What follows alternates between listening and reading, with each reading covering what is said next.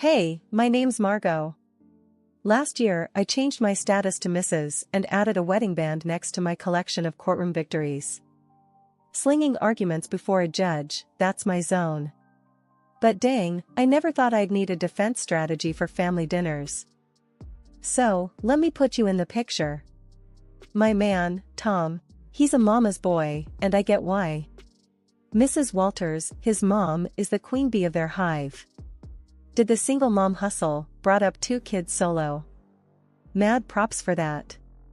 Sarah, his sister, well, she's another story, thinks she's the center of the universe or something. I remember walking into their place for the first time, Tom's arm around me like he's showing off a trophy. The living room's like a shrine, photos of Tom and Sarah plastered on every surface. It's cozy but feels like stepping onto a movie set where they've been playing house for years, and suddenly I'm the unexpected guest star. Mrs. Walters came at me with this tight-lipped smile. You know the kind, the one that says, I'm smiling because that's what I'm supposed to do, but I'd rather be scrubbing the bathroom grout with your toothbrush. Dressed in one of those floral numbers that just screamed I'm the matriarch. Margot, dear, Tom's told us so much about you, she said, sizing me up like I'm a car she's not sure she wants to buy. Yeah, I've been looking forward to meeting the famous Mrs. Walters. Tom's done nothing but sing your praises, I said, trying to thaw the room a bit. Oh, how sweet, Sarah chimed in. She'd been eyeing me like a hawk since I walked in. Tell us, Margot, how's the lawyer life? I picture you in court, like on TV, making bank. So how much do you actually make? I almost choked on my spit. Who asks that straight out of the gate? I laughed though, 'cause what else are you gonna do? You know, trade secret and all that. I shot back, not missing a beat. Mrs. Walters picked up the baton like it was a relay race. But surely you can give us a ballpark figure, for family. Tom shot me that please don't be mad look, but I kept my cool. If I had $1 for every time someone asked me that, I'd have enough to change the subject, I parried, topping it off with what I hoped was a disarming smile. Mrs. Walters snorted. Yeah, she snorted. Well, it's no secret what a teacher earns. Right, Tom? Mom, Tom sighed. Let's not do this now. Right, she said, waving her hand like she's dismissing a servant or something. Anyway, you'll be like family now, sharing is caring and all that. I slid a look at Tom. His help-me face was on full display. I knew then I wasn't just marrying Tom, I was enlisting in some low-key domestic Cold War. Couple weeks in, and I'm standing in our kitchen, apron on, pot simmering, trying out Mrs. Walters' famous chili recipe. Now, Mrs. Walters and Sarah have got this routine. They drop over unannounced like they forgot it ain't their house. Your chili needs more heat, Mrs. Walters picks at the ladle like she might catch something. And less salt. Watch your husband's blood pressure. Got it, I reply. Inside, I'm rolling my eyes so hard I'm seeing my brain. Sarah's there too, all leaned back on a stool like she's the Queen of Sheba. You see this spot, Margot? Cleanliness is next to godliness, isn't it, Mom? Mrs. Walters nods like it's gospel and Sarah's high-fiving herself in her head. Funny, I cleaned this place this morning, I say, swiping the spot off the counter. Must have missed that one. Tom's in the other room, clueless, probably deep in some video game or sports stats. So, I figure it's high time to fill him in on the home invasions. I poke my head in where he's slouched on the couch. Hey, you got a sec? What's up, babe? Tom flicks his eyes up for just a moment, poor thing, like he's afraid he might miss a crucial play. Your mom and Sarah, they come in, take over, nitpick everything I do. It's like they're looking for stuff to complain about, I let it tumble out. Margot, they mean well, you know? They're just... Tom scratches his head. I'll talk to them. They'll chill out. Back to the kitchen, and it's like walking into the final round of some cook-off where I'm the only contestant and the judges are out for blood. So, Margot, when's dinner? Tom must be starving. Sarah glances at me like I'm the help. Whenever the chili decides it's ready, I shoot back, but I keep my voice light. It's a tightrope walk. Dinner lands on the table, and I'm scanning their faces. Mrs. Walters stirs hers around, inspecting every bean like it holds the secret to the universe. Bit different from how I make it, Mrs. Walters finally says. That's code for nice try, but you're no match for me. Tom dives in though, bless him. Babe, this is awesome. Right, Mom? Sakai, Sarah mutters, and Mrs. Walters just shrugs like she's agreeing with the worst food critic. After they leave, Tom's slapping his belly, saying it's all good. I'm watching the door shut behind them, feeling tiny, like I'm losing at some game I didn't sign up to play. The next time they pop over, it's the same old tune, like nothing changed. I must have been dreaming to think a few words from Tom might turn the tide. Still, I ask him to talk to his mother about boundaries. I thought getting hitched was the hard part. Fitting into Tom's family? That's the real challenge. They've got their own idea of family, and I ain't in it, yet. If this is what married life is like, count me out of the honeymoon phase. It was one of those days where the clock seemed to tick slower than syrup drips from a bottle. That's when my phone decided to sing its little heart out. Glancing at the caller ID, my heart sank. It was Mrs. Walters. Again. Margot. Her voice was stern, and it did nothing for my headache. You think you can just snatch Tom away from us, huh? Her words stung like vinegar on a paper cut. I glanced over at Tom, hoping he'd at least flinch at his mother's tone. Nothing. He's glued to the TV screen, a statue with heartbeat. Mrs. Walters, it's not like that. We're just trying to set up some boundaries, I said, my voice squeezed thin. Boundaries? She fumed. That's just a fancy word for shutting us out. You can't do that to us, to me. He's my son. As I blinked back frustration, Tom's still silent, looking like someone shrunk his spine in the wash. Listen, it's normal for married folks to want their own space. I tried to keep the edge out of my tone. Space? He's never needed space before you, came her sharp retort. Her voice was a buzzsaw, and each word carved up my patience. That was when Tom decided to pipe up, but not to back me up. No. Mom, is everything okay? Margot's not, she's not being unreasonable, I guess, he said, but his voice was like wet cardboard. Tom, I just can't believe this. First, Sarah tells me Margot is making a fuss over our visits, and now this?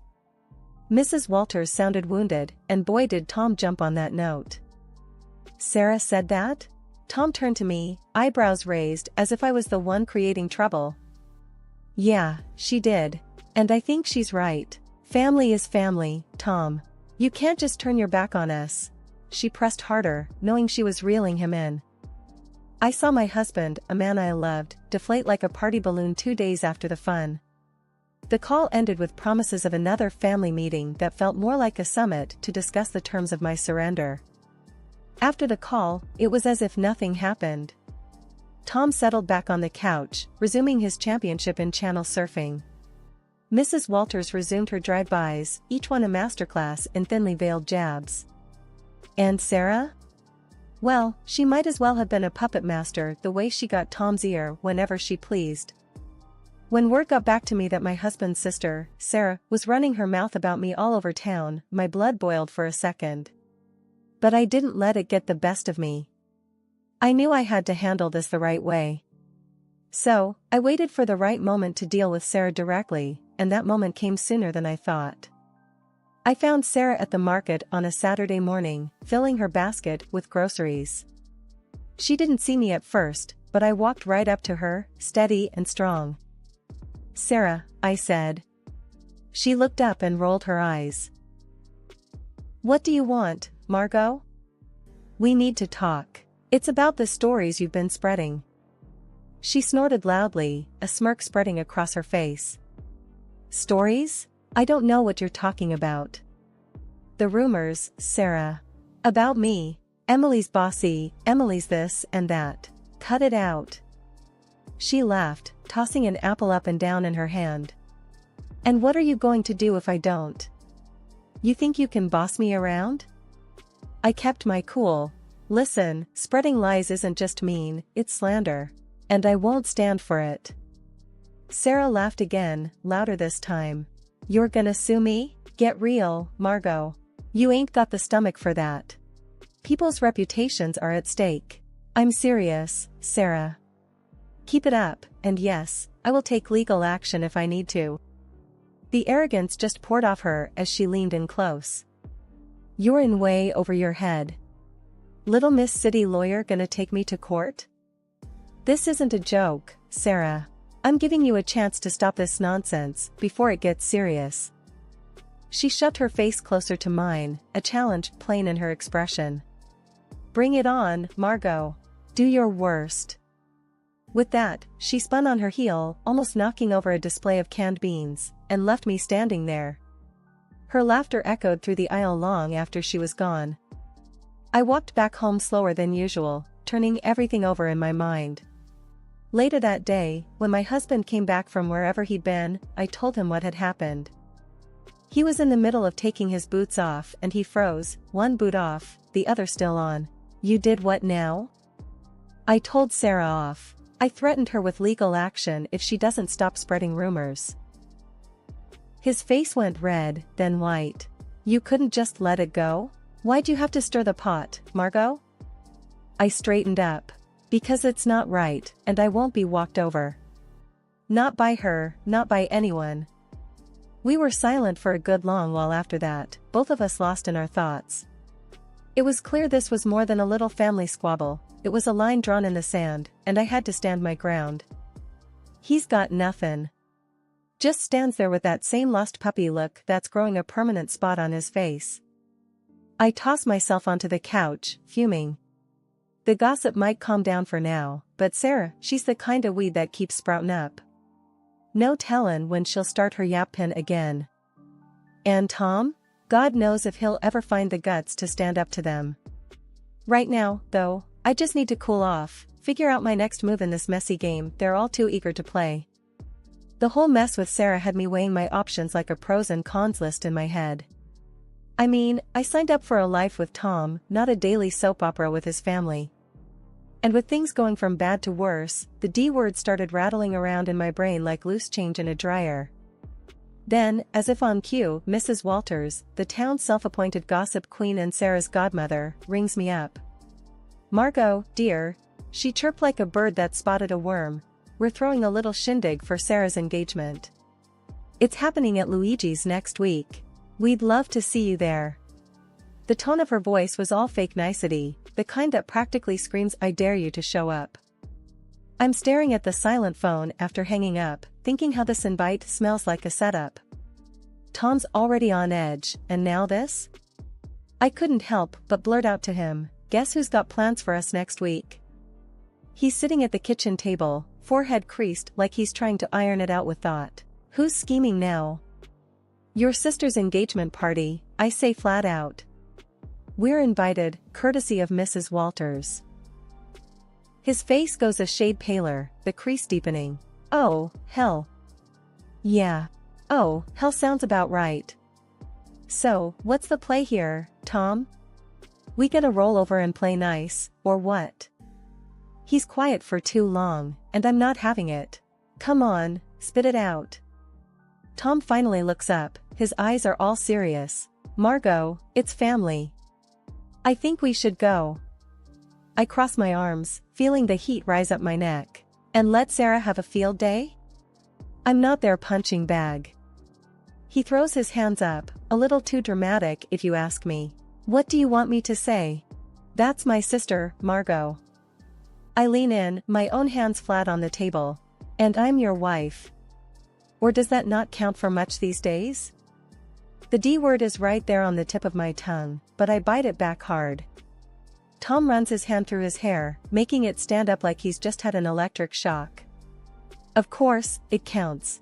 Look, I'm stuck between a rock and a hard place here. I'm a heartbeat away from losing my cool. Well, guess what, sweetheart? So am I. I married you, not your constant need to please your family at my expense. Tom stands up, walks over, and takes my hands. They felt like rough grit paper, all work and worry. Margot, I love you. I do. And I hate that it's got to this. Let's not go to the party. You and me, we're a team, right? It struck me then that this was the first time in a long while he'd picked me over them without flinching. It felt like finding an oasis in the middle of the desert. That night, the thought of divorce quietly tucked itself away, not gone, but sleeping, sort of like a dog with one eye always open. But it was enough for me to catch my breath, to maybe believe that we could find some solid ground again. Luigi's was hoppin' when we showed up, walls throbbing with too loud laughter and clinking glasses. I spot Mrs. Walters right off, sitting queen bee style at the biggest table with that I rule the world look. There's Tom's sister, Sarah, all grins like she's won the lottery, and her guy, Mark, a sort of deer-in-headlights type trying to smile. His folks are with them too, stiff and awkward like they wandered into the wrong movie theater. Mrs. Walters zeroes in on me the second we step in. "Margot," she uses, like I'm a 5-year-old who's not playing nice. "You'll be taking care of the bill tonight, right? To show you're one of us." I just about spit out my drink. What? Why me? The table's all ears now, and the air's thick with that "oh, this is gonna be good" vibe. Mrs. Walters stretches her smile. Tradition, sweetheart. The newest family member always shows their commitment. My jaw clamps shut so fast I'm surprised I don't chip a tooth. Commitment? That sounds a whole lot like a shakedown. Everyone's perked up like hounds hearing a whistle, and there she goes, Mrs. Walters puffing up like I've slapped her. "Excuse me? That's uncalled for." Tom leans in, his voice barely more than a spit of sound. "Just do it, Margot. It's not a big deal." "A big deal?" I fire back, whisper turned to a snarl. "No thanks. I ain't no one's piggy bank." He's hissing now, real quiet but clear. "Pay the damn bill, Margot, or we're through." "I mean it." My laugh's as sharp as a snapped wire. "You're not serious?" He's all stone face and tight mouth. "You think I'm playing?" I stare him down. "Divorce over this?" He's all, "Family first, Margot." I'm shaking my head, and where do I fit, huh? It's showdown time, and even Mark and his parents are watching, their faces screaming what the hell's going on? I push back my chair and stand, let them all get an earful. "No, I ain't doing this dance," I say, voice like a hammer on steel. There's shock on their faces, some whispering, some wide-eyed. Tom's going red, white, red, like a stoplight losing its mind. Mrs. Walters looks like she might choke. I walk out into the night. It's black and cool and smells like freedom. I hear the door slam behind me, my heart's doing a 100-yard dash, but it's Tom who flung the D word, not me. The bar was nothing special, just another hole in the wall with dim lights and the smell of old beer. I had barely settled with a glass of something strong when my phone rang. It was Tom, and for a moment, I considered not answering. But I did. "Margot, listen, I'm sorry. I didn't want to say divorce." Tom's voice was rushed, apologetic. Before I could even think of a response, Sarah's voice blasted through. "You've ruined my engagement dinner, you selfish." The phone must have changed hands so fast my head spun. I could practically hear the venom in her voice. In the background, I heard Mrs. Walters, loud and clear. "Why should I pay? He's your son, you pay the bill." I won't have my daughter married into a family that doesn't know how to treat. The chaos from Luigi's was spilling through the phone like a bad sitcom without a laugh track. People were arguing, and it seemed like nobody was keen on picking up the tab. I pushed away from the bar, my anger lending me a clear, calm voice. "Sarah, chill out. Your mom's the one making a scene, not me." "Hang up, Margot," Tom said, now a faint whisper behind his sister's ranting. "No, she needs to." Sarah kept going, but I wasn't about to play this game. I ended the call. The screen showed a string of missed calls and texts that I swiped away. They were probably all about the same thing. Guilt, blame, the usual. I looked at the bartender. "Another one, please." He nodded, pouring another shot without a word. Silence settled around me, except for the low murmur from the regulars scattered around. I tried to collect my thoughts. My phone screen lit up again, showing Tom's name. The guy just didn't know when to quit. I flipped the phone face down, letting it go to voicemail. It was futile to talk when the whole crew was going off the rails back there. A few drinks later, the door to the bar creaked open, and in came a chilly gust of evening air. But I didn't look up. It didn't matter who was coming and going. I thought about what just happened, what it all meant. Here I was, sitting in a bar because my family-in-law decided I was the bank. And instead of understanding, my supposed partner turned it into an ultimatum. I finally picked up my phone and typed out a text.